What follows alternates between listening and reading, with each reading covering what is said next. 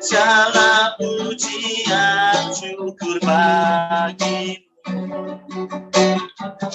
Kau hadir dalam hidupku. Kini ku datang sujud di hadapanmu. Memujimu, menyembahmu, Yesus. Ku menyembahmu, Yesus. Yesus, ku menyembah. Yesus, ku menyembah.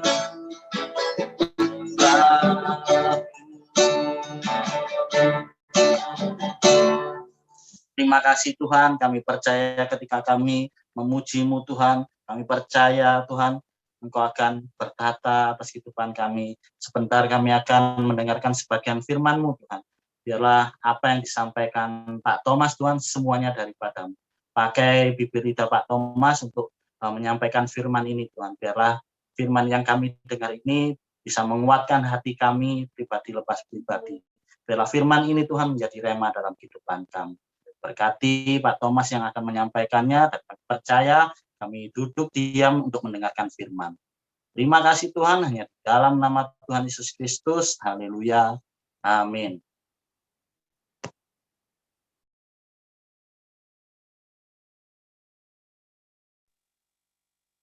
Ya Pak Thomas, dipersilakan.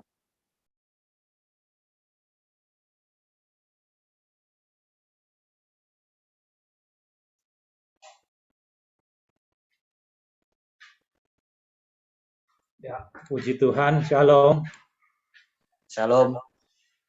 Selamat malam saudaraku yang terkasih di dalam Tuhan Yesus Kristus. Sungguh malam hari ini adalah malam yang indah, karena Tuhan Yesus senantiasa menyertai setiap kita. Amin saudara. Ya, malam hari ini kita akan belajar firman Tuhan dari makalah, yaitu dengan tema pimpinan Roh Kudus bagian yang pertama. Ya, saudara, banyak orang yang merindukan ya mendapatkan pimpinan dari Tuhan. Tidak hanya orang yang percaya kepada Tuhan Yesus saja yang merindukan pimpinan dari Tuhan. Tetapi orang-orang dari kepercayaan lain juga mencari pimpinan Tuhan. Saudara, kita tahu ya bahwa setiap manusia selalu mencari Tuhan. Bahkan agama apapun yang ada di dunia ini, atau setiap manusia walaupun dia tidak beragama, dia mempunyai kerinduan untuk mencari pimpinan Tuhan. Karena apa? Saudara, karena sebagai manusia, Tuhan menciptakan manusia itu dari rohnya yang kudus. Ya, beda dengan binatang. Kalau binatang itu hanya punya tubuh dan jiwa. Sedangkan manusia mempunyai tubuh, jiwa, dan roh. Itulah sebabnya binatang itu tidak mempunyai roh Allah. Sehingga dia tidak pernah mau mencari Tuhan. Tidak bisa, walaupun binatang itu pintar. Ya, banyak binatang yang pintar. Tapi dia tidak bisa mencari Tuhan. Karena dia tidak punya roh. Tapi manusia mempunyai roh yang dari Allah. Karena Allah menciptakan dari rohnya. Dia menghembuskan rohnya kepada manusia. Dan manusia itu. Sehingga manusia punya kerinduan untuk selalu mencari Tuhannya. Ya, hanya bedanya, ya, mereka yang mencari Tuhan, apa yang mereka dapatkan itulah mereka menganggap Tuhan. Ya, seperti animisme, apa yang mereka dapatkan, misalnya menyembah pohon atau menyembah matahari, itu yang mereka dapatkan dari nenek moyangnya, ya itulah yang dianggap Tuhannya. Ya, kita bersyukur ya, bahwa kita adalah orang-orang yang percaya kepada Tuhan Yesus, Tuhan yang benar, mendapat anugerah yang besar ketika Tuhan Yesus mau meninggalkan dunia ini. Ia memberikan janji bahwa ia akan mengaruniakan Roh Kudus untuk tinggal di dalam kehidupan kita, saudara. Dan sekarang setiap orang yang percaya kepada Tuhan Yesus, di dalam dirinya ada Tuhan Roh Kudus. Ya, itu terdapat di dalam kitab Yohanes 14 ayat 16 sampai 17 dikatakan demikian. Aku akan minta kepada Bapa dan ia akan memberikan kepadamu seorang penolong yang lain supaya ia menyertai kamu selama-lamanya, yaitu Roh kebenaran.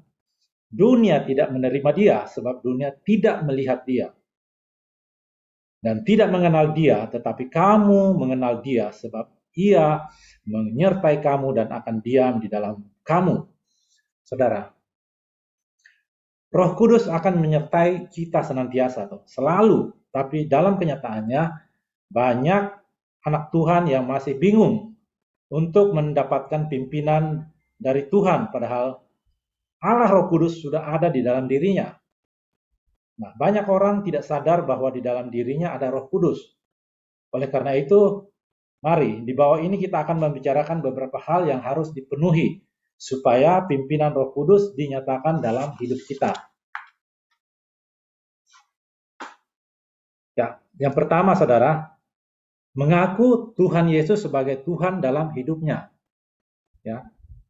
Di dalam 1 Korintus 12 ayat yang ke-13 dikatakan, karena itu aku mau meyakinkan kamu bahwa tidak ada seorang pun yang berkata-kata oleh Roh Allah dapat berkata terkutuklah Yesus, dan tidak ada seorang pun yang dapat mengaku Yesus adalah Tuhan selain oleh Roh Kudus.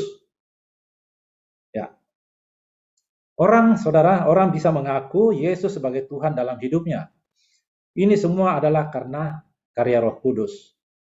Penginjil hanya menyampaikan kabar baik, tetapi orang itu bisa bertobat dan mengaku Yesus adalah Tuhan, itu adalah karena karya Roh Kudus semata-mata.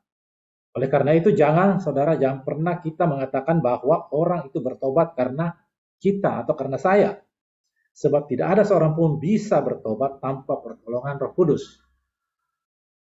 Ya, kalau kita menjadikan Tuhan Yesus sebagai Tuhan dalam hidup kita, berarti kita hanya mengikuti pengajaran dan perintah dari Tuhan, serta menolak pengajaran-pengajaran dari dunia atau kepercayaan-kepercayaan lainnya yang bertentangan dengan Alkitab. Kita tidak bisa menggabungkan pengajaran dunia dengan pengajaran Kristus. Dunia mengatakan bencilah musuhmu, tetapi Kristus mengatakan kasihilah musuh-musuhmu. Saudara, kalau kita sungguh-sungguh merindukan pimpinan Roh Kudus, maka kita harus sungguh-sungguh menjadikan Tuhan Yesus sebagai satu-satunya Tuhan dalam hidup kita. Kemudian yang kedua, kalau kita, saudara, yang kedua, percaya bahwa dalam dirinya ada Roh Kudus. Ya, kita harus percaya bahwa dalam diri kita ada Roh Kudus. Di dalam 1 Korintus 3 ayat 16 dikatakan demikian. Tidak tahukah kamu bahwa kamu adalah bait Allah dan bahwa Roh Allah diam di dalam kamu? Saudara, tidak mudah untuk percaya bahwa di dalam diri kita ada Roh Kudus. Roh Kudus tidak bisa dilihat oleh mata biasa, saudara. Tetapi Roh Kudus adalah pribadi yang hidup, yang bisa didukakan, yang bisa berbicara dalam hidup kita, dan yang sanggup untuk menolong kita. Kesadaran akan kehadiran Roh Kudus dalam hidup kita harus dipupuk terus sampai kita benar-benar yakin bahwa di dalam diri kita ada Tuhan Roh Kudus. Di mana saja kita berada, di situ juga ada Roh Kudus yang ada di dalam diri kita. Saudara, kalau kesadaran kita mengenai kehadiran Roh Kudus dalam hidup kita telah bertumbuh dengan benar, maka kita akan bisa masuk pada persekutuan yang indah dengan Roh Kudus. Kita akan belajar berjalan bersama pimpinan dari Roh Kudus, saudara. Oleh sebab itu, biarlah setiap kita ya untuk selalu percaya bahwa Roh Kudus itu sudah ada dalam diri kita dan senantiasa meminta pimpinan Roh Kudus. Itu bagian yang kedua. Kemudian bagian yang ketiga, yaitu kita mau hidup dalam kebenaran. Ya, di dalam Yohanes 16 ayat yang ke-13 dikatakan, tetapi apabila ia datang, yaitu Roh kebenaran, ia akan memimpin kamu ke dalam seluruh kebenaran. Sebab ia tidak akan berkata-kata dari dirinya sendiri, tetapi segala sesuatu yang didengarnya itulah yang akan dikatakannya, dan ia akan memberitakan kepadamu hal-hal yang akan datang. Saudara, Roh Kudus adalah roh kebenaran. Jadi selalu ia memimpin setiap anak Tuhan menuju pada jalan yang benar. Jadi, jikalau orang tidak berjalan dalam kebenaran, ya tidak mungkin. Ya, tidak mungkin Roh Kudus akan memberikan pimpinannya kalau dia tidak mau berjalan di dalam kebenaran. Nah, orang yang mau hidup benar selalu akan menyediakan waktu untuk membaca Alkitab. Sebab firman Tuhan adalah kebenaran. Jadi, Alkitab adalah satu tuntunan kita atau patokan kita, pegangan kita untuk selalu belajar tentang kebenaran. Nah, di dalam membaca kebenaran itulah Roh Kudus yang akan memberikan senantiasa pengertian, hikmat, supaya kita boleh mengerti dan teristimewa melakukannya, saudara. Seringkali kita mengalami hambatan ketika mau membaca Alkitab. Entah itu malas, atau juga ngantuk, atau tidak punya waktu, dan lain sebagainya. Tetapi kalau kita mempunyai kerinduan, saudara, kerinduan dalam hidup kita untuk hidup benar, maka Roh Kudus akan memberikan kemampuan. Sehingga kegiatan membaca Alkitab bukan lagi menjadi satu yang membosankan ataupun tidak menyenangkan, tapi justru menjadi suatu kesukaan bagi kita. Nah, itulah fungsi daripada Roh Kudus yang senantiasa memberikan kita, ya, kemampuan, kemauan untuk melakukan kebenaran firman. Nah, ada beberapa hal yang harus dipenuhi supaya kita mendapatkan pimpinan Roh Kudus, yaitu yang pertama tadi dikatakan mengaku Tuhan Yesus sebagai Tuhan dalam hidupnya. Yang kedua, percaya bahwa dalam dirinya ada Roh Kudus. Dan yang ketiga, mau hidup dalam kebenaran. Saudara, saya ingin memberikan satu kesaksian, ya. Sebelum saya menutup, kesaksian mengenai yang baru terjadi sebulan yang lalu, ya. Itu di mana kami sekeluarga terkena COVID-19, saudara. Nah, bagaimana Roh Kudus itu bisa menuntun kita, bahkan memberikan senantiasa jalan keluar. Sehingga kita tidak merasa takut ketika menghadapi itu. Banyak orang ketika tahu bahwa terkena COVID, itu langsung bisa down. Tapi waktu itu pada saat mulai saya yang pertama kali kena, pada waktu itu saya belum merasa bahwa itu COVID, hanya ya panas. Tapi hari kedua besoknya, panasnya tidak turun-turun, saudara.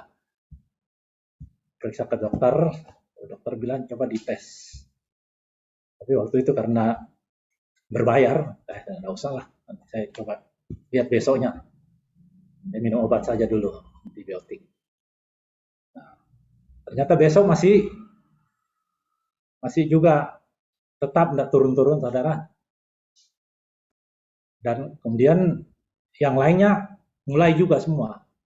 Wah, ini ternyata ini rupanya ada sesuatu yang tidak beres ini. Semua istri, anak-anak saya semua kena semua kayaknya. Artinya tanda-tandanya ada, ya. Tanda-tanda itu misalnya ada yang panas, sakit kepala, dan lain sebagainya. Akhirnya kita ke puskesmas saja. Di sana kan gratis, saudara. Ke puskesmas, akhirnya kita di sana di swab. Ternyata keempatnya, saya, istri saya, dan anak saya 2, semua positif, saudara. Nah, di situ kami diberi pilihan. Pilihannya ya, mau pilih mana? Mau ke isolasi mandiri di rumah boleh, mau ke hotel, isolasi mandiri di hotel boleh, atau ke asrama haji. Nah, di situ diberikan semua apa kelebihannya, apa kekurangannya. Ya, kalau di rumah berarti kita menolak pengawasan dari pemerintah. Di rumah ya, otomatis kalau misalnya ada sesuatu, misalnya drop, kita ke puskesmas lagi untuk minta rujukan, mereka tolak karena kita sudah menolak. Artinya kalau isolasi mandiri di rumah ya terserah di rumah. Jadi obat-obatan terserah sendiri yang mengusahakan. Ya. Tapi kalau di hotel dia masih bisa kasih pilihan di hotel. Di hotel ya gratis juga. Tapi ya di hotel katanya gitu tidak ada AC-nya dan kemudian tidak ada dokternya, otomatis sendiri yang kemudian nggak bisa keluar dari kamar. Nah itu pilihannya itu. Jadi kalau di asrama haji ya itu semua terjamin, makanannya terjamin, dokternya ada, kemudian di swab terus selalu ada dokternya, ada senantiasa yang memeriksa. Nah, akhirnya memang banyak orang kita dengar-dengar kalau di sana katanya ya jelek atau apa ya. Akhirnya karena kita ya mempertimbangkan segala sesuatunya, meminta pimpinan Roh Kudus, ya biarlah kita ke asrama haji aja. Nah, setelah itu, setelah daftar besoknya kita ke sana. Karena belum ada tempat, kita tidak bisa langsung tuh karena harus didaftar dulu. Setelah dapat tempat, besoknya ya kita ke sana. Nah, pertama awal datangnya itu memang agak sedikit agak kaget juga kok. Kelihatannya seperti jorok karena apa? Orang-orang yang sudah keluar di sana itu kok dibiarkan semua barang-barangnya, dia punya spray apa semua di situ, berhamburan ya. Tapi ya syukur kita diberikan spray baru. Ya, kita yang ganti sendiri. Rasanya apa boleh buat ya sudah. Tapi ya memang awal-awalnya rasanya seperti kurang enak. Tapi ya sudah, namanya kita harus menerima, biarlah. Bersyukur AC-nya tetap ada, masih ada AC-nya saudara. Nah inilah. Dan apa yang kelihatannya jorok setelah dibersihkan ya akhirnya jadi bersih juga. Nah, memang pada awalnya kita juga merasa takut bahwa di sini kan penuh semua orang itu pada COVID semua. Jadi artinya kita ini kumpul sama orang-orang yang ada COVID-nya semua. Apakah tidak tambah sakit? Kadang-kadang pikiran itu ada, tapi sudah.